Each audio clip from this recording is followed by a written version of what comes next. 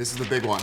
Yep, it's important to know your product. Sure, it's good to know about your competitors, but you won't get anywhere without truly knowing your reader. As Eugene Schwartz asked in his first question to copywriters, what is the mass desire that creates this market? And we can go even further by also finding our target readers' notions, identifications, and characteristics. Ultimately, this is all about uncovering what your target reader really wants. So, now it's time to master the process of market research. Unsurprisingly, the information that gives us the best idea of what will appeal to our readers comes from our readers themselves. Therefore, the best way to uncover the desires, notions, identifications, and characteristics of our reader is to see what they say about these things in their own words. This information is something we call voice of customer data. Voice of customer data is invaluable to us as copywriters because it takes the guesswork out of the copy we will come to write. So, do we simply ask the target market what it wants? No. As the advertising great David Ogilvy once said, the trouble with market research is that people do not think what they feel. They don't say what they think, and they don't do what they say. If you simply ask people what they want, what they value, who they are, and what they're like, they will twist their words to come up with answers that are skewed by the knowledge that someone is asking them a question for research purposes. If Red Bull had listened to their direct market research, they would have never pursued their idea. To find out how to market their new product, they gave Red Bull to a bunch of people to taste test. The feedback from this was overwhelmingly negative. Reviewers said it tasted bad, left them feeling gross, and couldn't compete with brands like Coke, considering the proposed price per unit.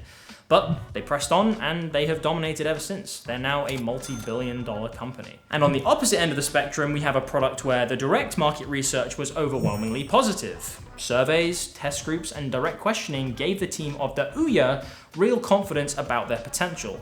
But if you have never heard of the Ouya game system, this story will probably tell you why. They raised millions of dollars in funding, only for the product to completely flop. People just weren't interested. The best-selling game on the device sold only 7,000 copies. Despite what their extensive market research had told them, the market just wouldn't buy, made all the worse by the dissatisfaction of those who did. And another example of successfully ignoring direct market research comes from the Dollar Shave Club. Their initial research showed that the main demand for razors was that they should last longer and be cheaper. It seems logical when you think about it, and it's married up to what people are saying, but the founders decided to focus on something they'd noticed from their own experience instead. By digging a little deeper into concerns people shared when not asked directly, they discovered that the core issue was that buying razors is inconvenient. Having to remember to buy razors and mess about with protective casings were real pains, but they weren't something that people openly admitted to, whether out of embarrassment or just simple oversight. It was only by researching without directly asking people what they wanted that they were able to find the gimmick that helped people buy them most easily. So what do all of these examples and hundreds of others have in common when it comes to market research? It wasn't focus groups or surveys that revealed the emotional core of the target reader. It was voice of customer data gathered through accidental, cloaked, or lateral means. To put it simply, the target readers didn't think they were being probed for opinions that would later influence anything. They didn't feel the need to change their answers, consciously or subconsciously, to fit in with what they may view as a social norm. It's market research that comes from indirect means that provides campaigns with winning messaging time and time again. Sometimes this will line up with direct market research, but uncovering your reader's emotional core in secret is the only way to be sure that you're hitting on points that people genuinely care about. Therefore, the information you should look for in your market research is actually indirect voice of customer data, which we call IVOC data. And specifically, you want to look for 6 categories of IVOC data. You're looking for information on your target readers' desires, firm notions, shakeable notions, identifications, characteristics, and of course, other. For anything else you think might be important but doesn't fit neatly into the previous categories. You'll notice the 4 entryways of the reader's emotional core are there. Your job during the market research phase is to find real instances of your target readers referring to those things in relation to your product and copy down exactly what they say. In a moment, we'll show you the best places to look to find these nuggets of gold. But first, allow us to make this a bit easier to visualize. Let's say you're writing a campaign for an ebook on real estate investing.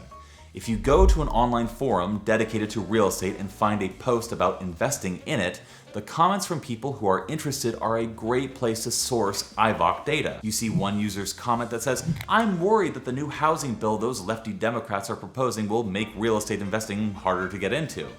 That one comment tells you at least a few things about the commenter. It suggests this person may identify as politically right-leaning. It tells us there's a shakeable notion about real estate investing becoming harder. It tells us there's a firm notion about Democrats making real estate investing more difficult. So we would want to copy and paste that exact comment into each relevant category of our IVOC data.